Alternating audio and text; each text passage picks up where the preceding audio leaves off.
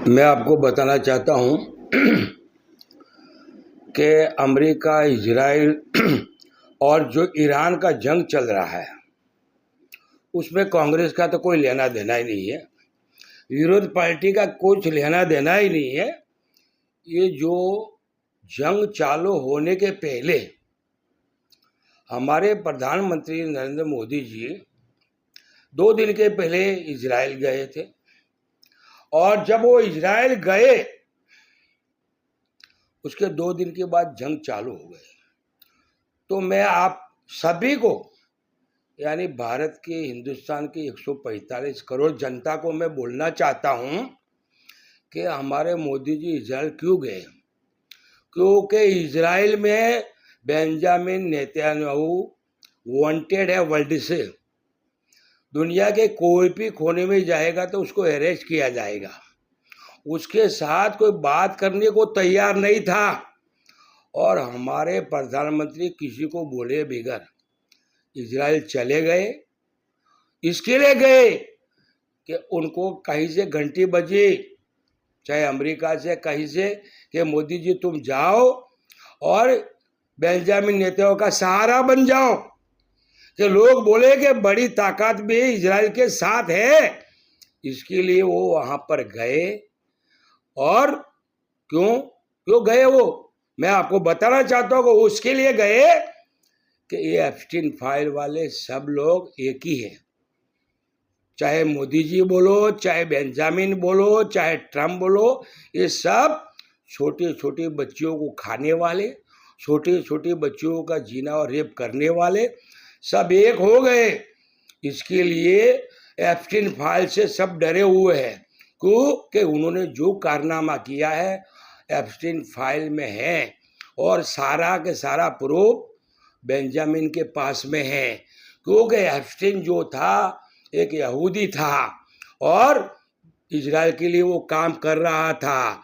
आपको मैं बताऊं, और जो ट्रम्प की जो वाइफ है, ट्रम्प की जो पत्नी है, वो भी एप्स्टीन की रखेल थी।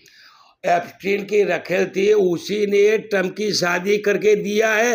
ये दुनिया को जानकारी नहीं है तो मैं जानकारी भी दे रहा हूँ।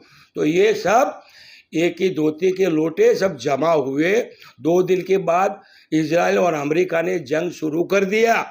मैं दूसरी बात बताऊं, ईरान ने आज तक कोई जंग कभी भी पहले किसी पर वार नहीं किया। 6000 साल का उसका इतिहास है ईरान का।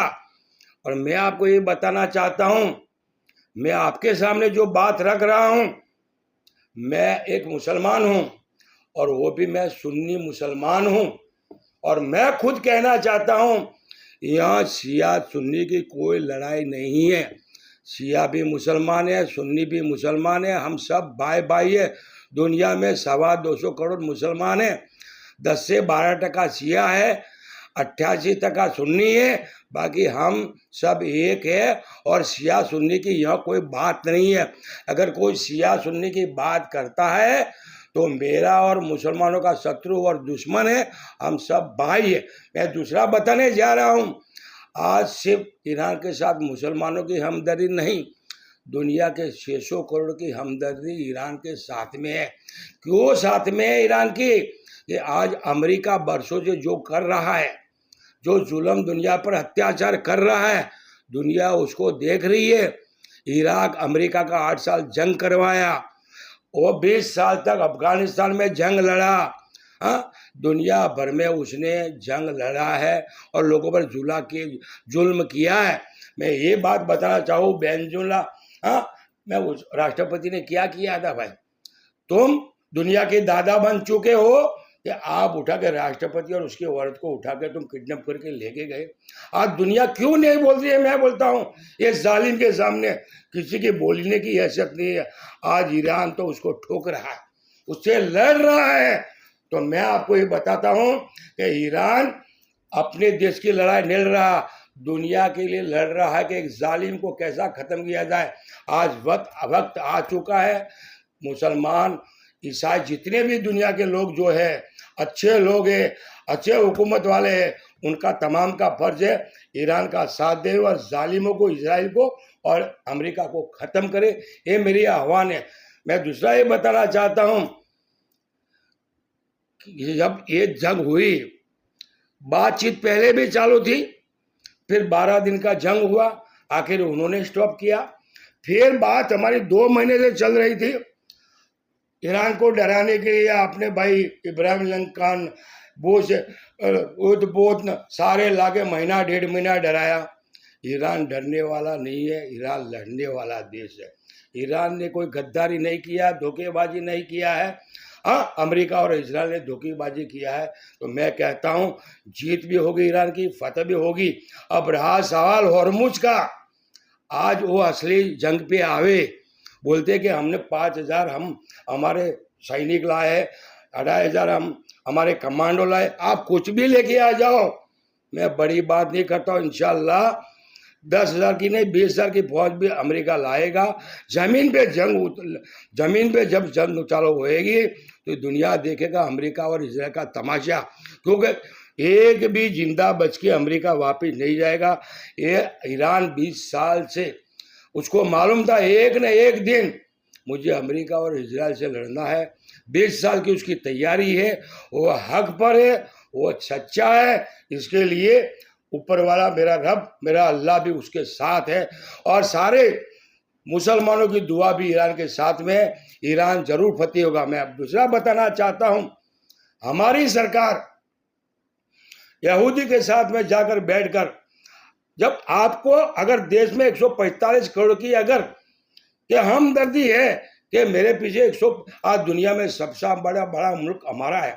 हम चाइना के आगे 1 करोड़ निकल गए फास्ट में। पीपल, हमारी पब्लिक सबसे ज़्यादा दुनिया में ताकतवर हमारा मुल्क है। बाकी हमारी कूटनीति, हमारी अंदर की नीति और हमारी बाहर की नीति, विदेश नीति हमारे सत्यानाश खराब हो चुकी है। तो मोदी जी को मैं ये कहता हूँ कि आप कहते हो कांग्रेस ये करती नहीं, विरोध पार्टी कांग्रेस कुछ भी नहीं करती, विरोध पार्टी कुछ नहीं बोलती, सारी अफवाहें आपकी तरफ से हुई है। आपने लोकसभा में कहा था 15 दिन के पहले, मोदी जी आपने कहा था ऐसा ना होगा कोरोना से लॉकडाउन आने की हालत हो जाए। सबसे पहले आपके मुंह से जुमला निकला है और आरोप विरोध पार्टियों पर लगा, तो ये गलत है। देश संभलता है तो खड़े रहो, देश संभलता है तो 45 करोड़ को एक आग में डालने की कोशिश मत करो। मैं प्रधानमंत्री को, होम मिनिस्टर को, सबको मैं बोलता हूँ देश नहीं चला सकते हो, राजी खुशी इस्तीफा देकर चले जाओ, बाकी देश को बर्बाद मत करो। आज मैं बोलता हूँ कि ईरान जो हमें तेल दे रहा है, ईरान जो तेल रहा है, हमारी सरकार हुकूमत को नहीं दिया, क्योंकि हम तो बेंजामिन यहूदी की और ट्रंप की गोद में बैठे थे। फिर भी ये बंदा जो है हमें क्यों दे रहा है? जब खोमेनी साहब की शहादत हुई, हिंदुस्तान से लोग ईरान की प्यार मोहब्बत में आंदोलन निकाला, और खोमेनी साहब की शहादत के लिए दिल के लिए महसूस किया। ईरान देख रहा था कि हिंदुस्तान की जनता हमारे साथ में है, हुकूमत क्या कर रही है वो भी ईरान को मालूम है। आज तेल, गैस और सारी चीजें जो हमारी आने दे रहा है वो जनता के लिए आने दे रहा है। हिंदू मुस्लिम का काम बंद करो। मैं हिंदुस्तान के हिंदू भाइयों से अपील करना चाहता हूँ, बहुत हो गया, 12 साल से हमारा भाईचारा टूट चुका है। ये मोदी जी का फॉर्मूला आप लोग जो लेके चले हो, देश को आग लगाने का काम मत बंद करो। क्यों? क्या आप ही लोग ये कहते थे मुसलमान की दुकान से कुछ भी मत खरीदना, मुसलमानों से कुछ भी नहीं लेना। आज मैं बोलता हूँ 145 करोड़ लोग किसके पास से तेल गैस लेने के इंतजार में बैठे, मुसलमान की कंट्री से। तो मेहरबानी करके हिंदू को मुसलमान भी नहीं चलेगा, मुसलमान को हिंदू भी नहीं चलेगा। हम दुनिया में सारे के सारे इंसान एक दूसरे का काम आने वाले हैं और हमें काम आना चाहिए। हम बदगुमानी को दूर करें। आज तक जो फितना फसाद में हम आए, ये सियासत पॉलिटिक्स चल रही है सत्ता हासिल करने के लिए। मेहरबानी करके ऐसी सत्ताओं को हमें यहाँ से हटा देना चाहिए और हम हिंदू मुस्लिम सिख ईसाई देश के 145 करोड़ भाईचारे से रहे, प्रेम से रहे। और जो सरकार हमारे काम नहीं करती है, हमें फायदा नहीं पहुंचाती है, हमें नुकसान पहुंचाती है, वैसी सरकार को उखाड़ के हमको फेंक देना चाहिए। बस मैं इतना ही कहूँगा, हम सब एक है और हमारी सबकी दुआएं हमारे देश के साथ, ईरान के साथ में है, जालिमों के खिलाफ हम लोग खड़े हैं। ईरान जिंदाबाद। जय हिंद, जय भारत, जय जय जय जय हिंद, जय भारत, जय महाराष्ट्र।